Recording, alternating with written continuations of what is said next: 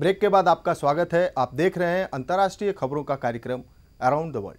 लगातार बढ़ती महंगाई से दो चार हो रहे दिल्ली और मुंबई वालों के लिए अच्छी खबर है। दिल्ली और मुंबई का नाम भले ही महंगे शहरों में शुमार हो, लेकिन एक ग्लोबल सर्वे में ये दोनों शहर दुनिया के 4 सबसे सस्ते शहरों की लिस्ट में शामिल हो गए हैं।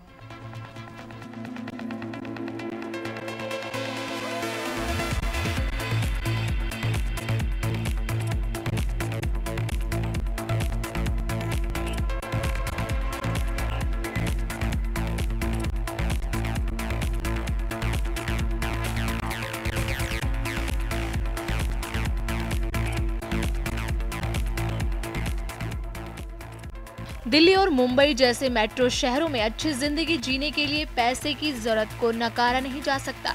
इन महंगे शहरों में खुद को एस्टैब्लिश करने के लिए लोग दिन रात एक करते हैं और पैसा कमाते हैं।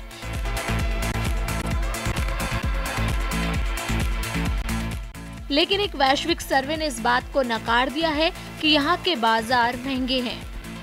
वैश्विक सर्वे के मुताबिक मुंबई और दिल्ली सबसे सस्ते 4 शहरों की फहरिस्त में शामिल हैं। सर्वे के अनुसार 4 सबसे सस्ते शहरों में कराची, मुंबई, तेहरान और नई दिल्ली हैं। विश्व स्तर पर किए गए एक सर्वे में पाकिस्तान के शहर कराची को विश्व भर में सबसे सस्ता, जबकि स्विट्जरलैंड के जूरिक को सबसे महंगा शहर बताया गया है। सर्वे में साफ किया गया है कि पिछले दशक में श्रम आउटसोर्सिंग, कारोबार को एक जगह से दूसरी जगह ले जाने और प्रत्यक्ष विदेशी निवेश के मामले में भारत सबसे आकर्षक जगह रहा है। सर्वे के मुताबिक सस्ते श्रम और सस्ती जमीन की वजह से भारत और पाकिस्तान पर्यटकों के लिए आकर्षण का केंद्र है। सर्वे के आंकड़ों पर गौर करें तो विश्व के सबसे महंगे 10 शहरों में जूरिक, टोक्यो के अलावा Geneva, Osaka, Kobe, Oslo, Paris, Sydney, Melbourne, Singapore और फ्रैंकफर्ट शामिल हैं। वंदना त्यागी, न्यूज डेस्क, GNN न्यूज। आपने इंसानों के फैशन शो के बारे में सुना और देखा होगा, पर क्या आपने कभी डॉग फैशन शो देखा है? जी हां, हाल ही में लंदन के वेस्टमिनिस्टर में एक ऐसा फैशन शो का आयोजन किया गया जिसमें इंसान नहीं बल्कि रैंप पर कुत्ते नजर आए। पेश है ये कुत्तों वाला रैंप।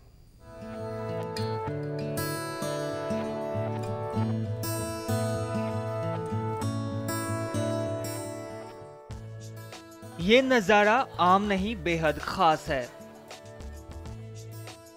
वैसे तो आपने मॉडल्स को किसी फैशन शो में जाने से पहले सजते संवरते देखा होगा, पर क्या कभी आपने इस तरह डॉग्स को फैशन के लिए सजते देखा है? जिस तरह से लोग इन कुत्तों को सजाने में लगे हैं, इसके पीछे एक लाजवाब मकसद छिपा है। ये तैयारी है डॉग रैंप वॉक की, जहां पालतू कुत्तों के प्रति इंसानी लगाव बहुत ज्यादा है। यह फैशन शो आयोजित किया गया है लंदन के वेस्टमिनिस्टर शहर में। इस यूनिक शो में कई लोगों ने अपने पालतू कुत्तों को शामिल किया। ये मेरे लिए बहुत ही सम्मान की बात है कि मुझे इस तरह के फैशन शो में आने का मौका मिला। आज मैं बहुत खुश हूँ। इस कमाल के डॉग शो में सभी गुड लुकिंग डॉग्स के साथ उनके ऑनर रैंप पर चलकर काफी गर्व महसूस कर रहे थे। इस फैशन शो में मौजूद कुछ लोगों का मानना है कि इस तरह के बड़े डॉग शो का आयोजन करना इतना आसान नहीं था।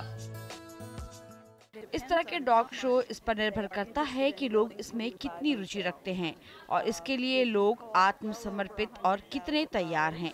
इस शो को पूरा करने के लिए कम से कम $100,000 की लागत आती है। इस अनूठे डॉग शो में तकरीबन 2000 कुत्ते शामिल हुए और इस तरह के लाजवाब फैशन शो को करने का मकसद था तो सिर्फ कुछ अलग और कुछ नया करने का। Kumar Shanu, news desk, GNN news. तो अब अगर आपके पास भी अगर कुत्ता हो तो कोई बड़ी बात नहीं होगी कि कल को वो मिस वर्ल्ड या मिस यूनिवर्स जीत जाए। और अब बुलेटिन के अंत में दुनिया भर की कुछ बड़ी खबरें तेज रफ्तार से। पेश है वर्ल्ड एक्सप्रेस। 15 फरवरी को इटालियन शिप के क्रू ने 2 मछुआरों को गोली मार दी थी, जिसके खिलाफ भारत के मुख्य विपक्षी दल भारतीय जनता पार्टी के सदस्यों ने नाव पर सवार होकर प्रदर्शन किया। ये प्रदर्शनकारी नाव को एनरिका लैक्सी के नजदीक ले गए, जहां मछुआरों की हत्या हुई थी। दूसरी ओर जहाज के 2 गार्डों को हिरासत में लिया गया है। चीन में अब आम लोगों की शिकायत नहीं सुनने वाले अधिकारियों की खैर नहीं। चीन के शहर चांग्स में 5000 से अधिक सरकारी अधिकारियों के नंबर सार्वजनिक कर दिए गए हैं ताकि लोग उन तक अपनी बात पहुंचा सकें। सरकार ने 24 घंटे चलने वाले 2 हॉटलाइनों को भी शुरू किया है, जहां लोग उन अधिकारियों की शिकायत कर सकें जो फोन नहीं उठाते। लोगों की शिकायत थी कि अधिकारी उनकी परेशानियों के प्रति बेपरवाह रहते हैं। चीन के उपराष्ट्रपति जी पिनचिंग ने 5 दिनों के अमेरिकी दौरे पर पहुंचने के बाद तिब्बती प्रदर्शनकारियों के एक समूह ने व्हाइट हाउस के बाहर शांतिपूर्ण धरना किया।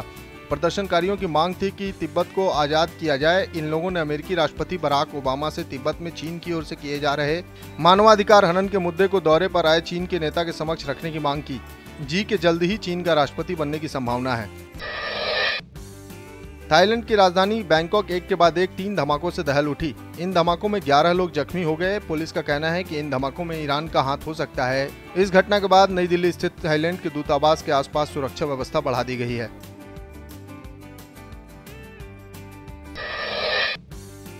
आधुनिक दौर की कड़वी हकीकतों पर अपनी बेबाक किरदार के जरिए कटाक्ष करने वाले अभिनेता चार्ली चैपलिन ताउम्र अमेरिकी और ब्रिटिश खुफिया एजेंसियों के निशाने पर थे। ब्रिटेन की खुफिया एजेंसी MI5 की गोपनीय फाइलों के पब्लिक डोमेन में आने के बाद इस बात का खुलासा हुआ है। अमेरिका के आंतरिक खुफिया मामलों के लिए जिम्मेदार संघीय जांच ब्यूरो FBI ने 1952 में उनसे चार्ली चैपलिन के अतीत को खंगालने का आग्रह किया था।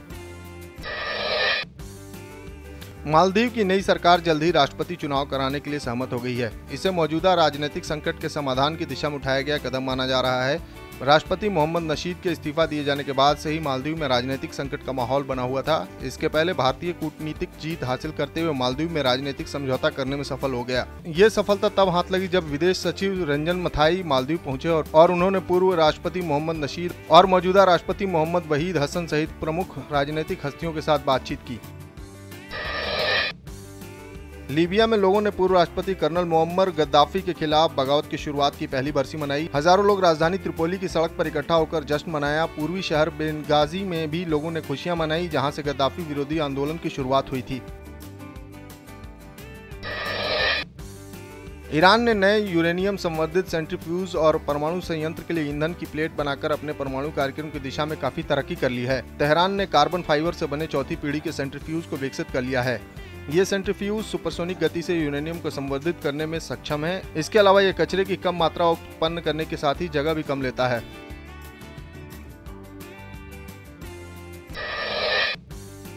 सीरिया की राजधानी दमिश्क में एक जनाजे में शामिल लोगों पर सेना ने गोलियां चलाईं, जिससे एक व्यक्ति की मौत हो गई और कई घायल हुए। सरकार विरोधी प्रदर्शनों में सेना की गोलाबारी से मारे गए लोगों का अंतिम संस्कार किया जा रहा था, जिसमें हजारों लोग शामिल हुए थे। लोग राष्ट्रपति बशर अल असद के खिलाफ नारे लगा रहे थे और उन्हें अपनी कुर्सी से हटने की अपील कर रहे थे।